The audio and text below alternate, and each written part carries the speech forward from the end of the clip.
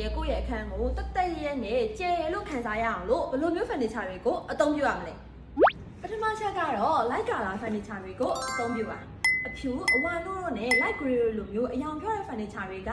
light reflection ကိုပိုကောင်းစေလို့အခန်းကိုပိုကျယ်လို့ခံစားရစေပါတယ်ဒုတိယတစ်ချက်ကတော့ထောက်ပါတဲ့ပရိဘောဂတွေကိုအသုံးပြုပါထောက်ပါရဲ့ furniture design တွေကထောက်ပြောက် design တွေလိုမျိုးအလုံးပိတ်မဟုတ်တဲ့အတွက်ကျန်းကင်းကိုမြင်ရပြီးအသက်ရှူထောင်စေပါတယ်